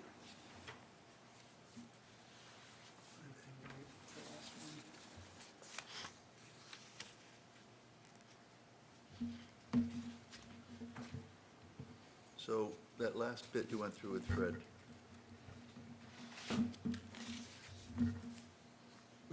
We need to move quickly to try to get in the front of the line to get the 0%. But then we can get that awarded, but we don't have to actually take out the bond till 2029. Yeah, once we get our award, so this is a whole process, but then the whole key here is to get what's called the intended use plan. And once you get on the IUP, you're locked in. Okay, Then you can start talking about what's the schedule of the bonding, what's the schedule of the work. we can get locked. And just because we're scheduling the bonding doesn't mean we still can't private borrow. So I could still, if we needed to, borrow a short-term bond privately to be paid off by a future bond from SRF, right? It's just a matter of timing, so. And our intended use plan is in the system now, right? It's in the We're works. making we're submitting our application, Right. right? Is it submitted or is it No, about to be? about to be, Getting close though, right? yes. When is it due? I'm not sure, Roy. Friday, Friday this weekend. We just had we had a capital projects committee where we had a whole presentation on it. July 26th. Is it this, yeah, it's this week, Friday. yeah. And it's- Or- and that's- 26, Including the right. wastewater. It is wastewater, yeah.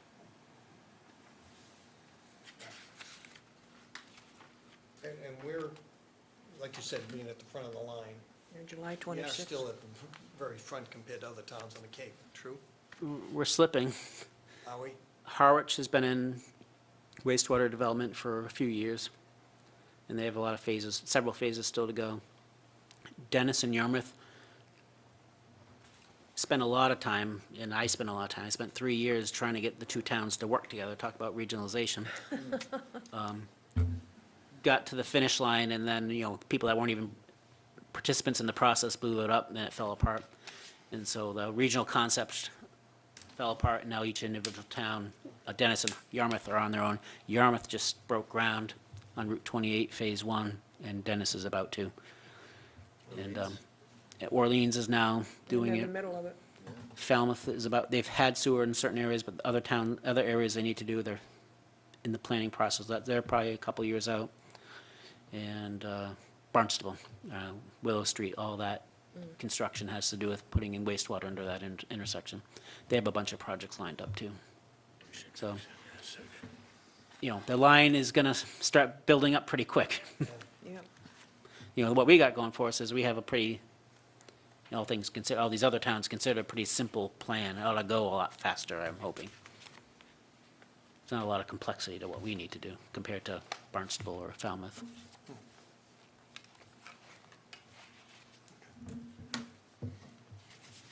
Are there any other questions for Rich on the items just being discussed? I just feel bad because I'm always the bearer of bad news, but, we make the best of the worst situation. Wait till the reaction in September when you come with the real numbers. See what the tax rate is. Yeah, town meeting, we've had. Oh, yeah. Okay. Well, on to the agenda here. Get that organized.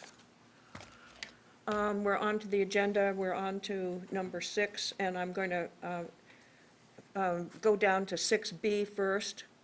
That's the, what is the special education presentation by Matthew Kravitz, and at our last meeting, we discussed having him come to one of our meetings, and I was in touch with him after the meeting, and he would be very happy to attend one of our meetings. Brooke Clenchy, who is the superintendent of schools, has asked to join him, so the two of them will be coming. They could not make the meeting that we have scheduled for next month. They said they could possibly come for the meeting in September or October. I've checked with Rich to go over our agenda items for those 2 months to see what might be the best of those two. And we decided that probably the best would be the October date. So I'm going to be in touch with Matthew and Brooke to tell them that we'd be happy to see them both here for that presentation on what is special education. And we'll ask if they could try for the October date first, and if not, we'll hope that maybe the September date will work best. But that would be our first choice, would be the October 17th date, so. Mary, could you ask them, and I know this is vaguely unfair, if they could have a projection of what the special ed costs will be going forward when they come in October? I didn't ask them. I mean, it's not part of the presentation But necessarily. as long as they're here and let them have a while to prepare. Yeah, so you want to know what the, over the next couple of years? I'll just take it for 1 year. Oh, So we okay. don't have to go through, at least we know what we'll be going through, so we don't have to go through what we went through Yeah, last year. Essentially, so what are next year's special education costs to estimated to be? Thanks. Yep. So is everybody okay with us proceeding with that and having them come, and hopefully they'll be able to come in October? And I have to get in touch with them to tell them what we've decided here, so I can add your question to that Thank you. email. Yeah, you're welcome. Okay, so now we're down to item 6A, fiscal year '25 committee composition and upcoming reorganization. So we need to make a decision on who will be chair, co-chairs, vice chair, clerk, et cetera, for the upcoming fiscal year, for fiscal year '25. So I'm going to ask if we have a nomination for either chair, co-chair, however, what people's thoughts are. Do I have a nomination of one kind or another?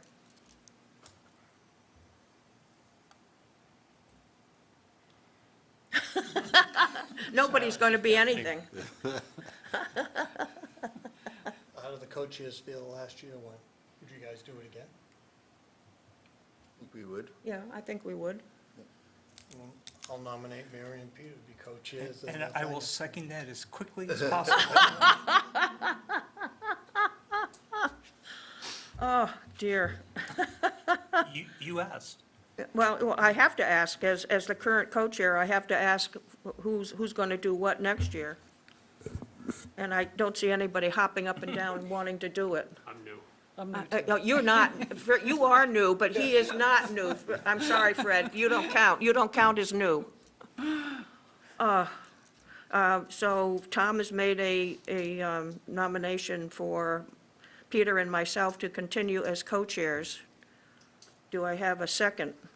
Me? Paul? Is there any discussion? Thank you. Yeah. Thank you is right. Oh, I'm sorry? I didn't hear what you said, Steve. Oh, I said, thank you, and he made a comment. Just, thank you for doing it. So do I have a vote for Peter and I to continue as co-chairs? 1, 2, 3, 4, 5, 6. Are we voting for ourselves? Sure. 8-0. Okay, co-chairs. So the next item on the agenda is a vice chair. Do I have a nomination for vice chair for fiscal year '25? You want to do it, Tom? Be happy to do it. I nominate Tom. Anybody else Second. interested? So Paul is nominating Tom, and you seconded, Peter? Is there any discussion on that decision? Or nomination, I should say. All in favor of Tom continuing as vice chair? 1, 2, 3, 4, 5, 6, 7, 8. And we need to have a clerk. And Paul has been the clerk for the past year. Do I have a nomination for clerk for fiscal year '25? Paul? Thank you. Tom is nominating Paul. I'm sensing a pattern.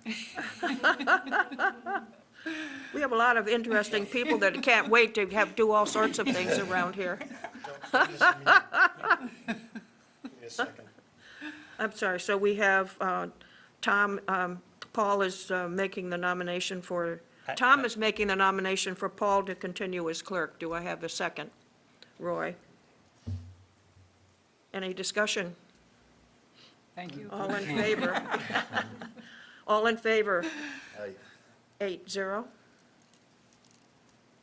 Okay, folks, we've got the schedule for next year. Thanks, everybody, for helping out, and looking forward to another fiscal year with everybody. We're down to item number 7 on the agenda for new business, and I did pass out, oh, no, I'm sorry. I passed out at number 8, Town Manager's Staff Report, new business. Is there anybody, did anybody have new business? Are we still holding strong on that contingency at regional high school? Strong. Were we ever holding strong? You know, we're still above water. A lot of people went around. Mary, Patty went around last week, and Steve and Tom yesterday. How many people You know, went It's yesterday? a moving target. 3. 3, oh. Steve, And oh, and Jerry. Jerry was so- there. Yeah, Jerry didn't make it today. Yeah, there's still a lot of surprises happening and that are going to impact the contingency, but, you know, we're we're fighting hard to hold back the tsunami. It's not much of a choice, though, yeah. It's almost like we have to live with the contingency because the total dollar value has been approved, right? Yeah. So, We it's don't not like wanna- you can come back for more contingency, you gotta cut, or go back to the towns, right? Yeah? We went back once. Right. I'm just stating the 38 facts, million. ma'am. That's where we are. I just want to, under new business, I just want to make sure that people are aware that the strategic plan is going to be, the Strategic Planning Committee is going to be giving a strategic plan presentation on the new strategic plan that they've been working on, and it's going to be at the Eastham Public Library on September 4th from 4 to 8 p.m. That's a Wednesday. So the folks that have been on the strategic plan, that they've been working on it, they're going to be giving the update, the presentation on it for the September 4th date. Okay, under, I'm going to, unless there's something else, I'm sorry? Go ahead. I'm going to go on to town manager's staff updates, and I did pass out to everybody the report that Jackie put together for this select board meeting this past Monday. So I didn't know whether anybody, you had any? Yeah, just say that additional- you had a capital projects committee meeting.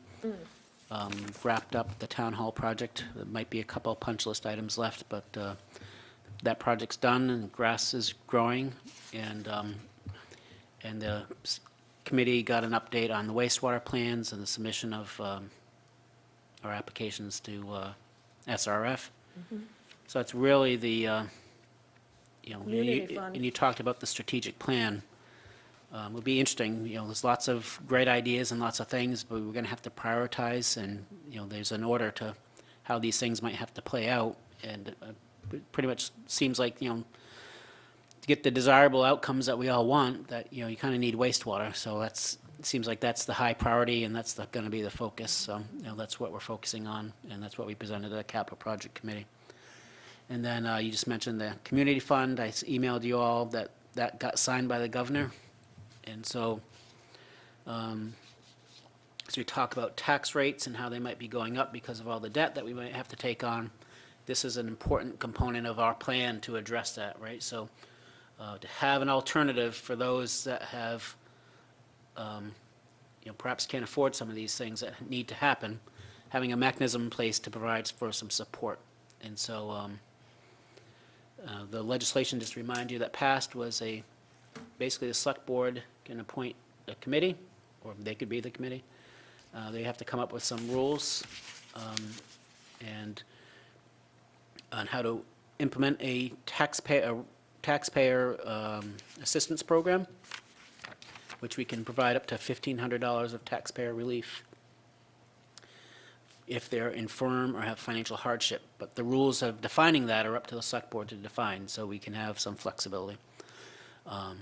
So I'm going to start on that program so that we can have something in place when we have the RTE discussion and when we have discussions about implementing wastewater. Obviously, costs are going to be on top of people's minds, but if we have a mechanism in place to provide some support for those that need it, hopefully we'll go a little bit ways in helping people out. So, Rich, how much money is available? Well, thanks to Tom and his group, $2,000 But in total? total. Yeah. Okay. We're gonna. I'm just kidding. I'm being a little You facetious. finish that off, though. That's We the do have first $2,000. I've committed a donation of $2,000 through the Part-time residents. Part-Time Resident Taxpayers Association. But the uniqueness of this fund, because places have gotten legislation to have a similar type of fund. We're not a fund, but, we did a little bit different. So we have a fund, and the reason I wanted a fund is for two purposes. One, we can contribute money from town meeting to the fund, which can be raised above the levy limit, so it doesn't constrain the rest of our operating budget.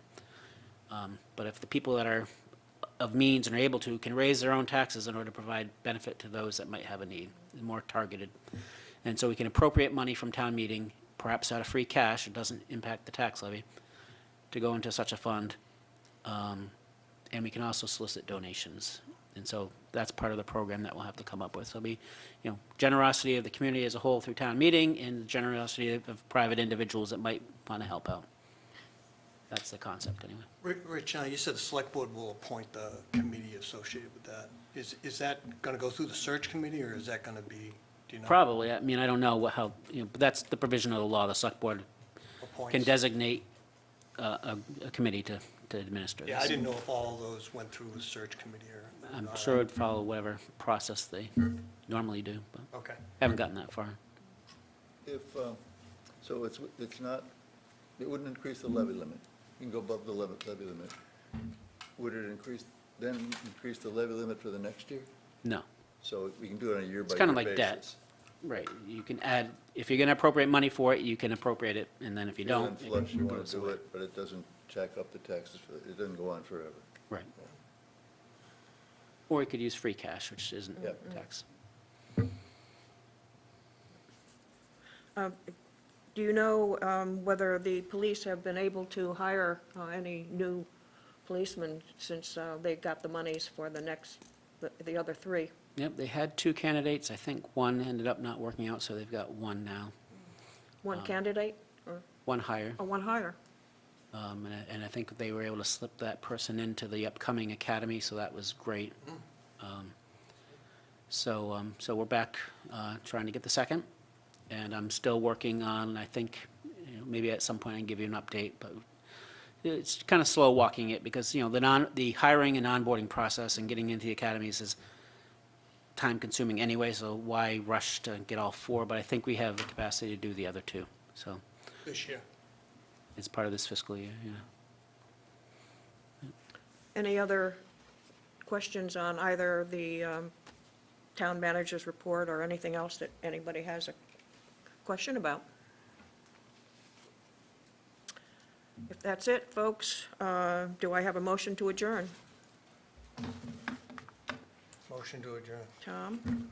Next meeting? Second, Second. Patty? All in favor of adjourning? 8-0. And our next meeting, remember, our next meeting is the August 15th. We've decided that we're going to be doing it on the third Thursday of the month at 4 o'clock, because we've changed it from what we were doing before from Wednesdays because of other people's schedules. So our next meeting is August 15th, Thursday at 4 o'clock.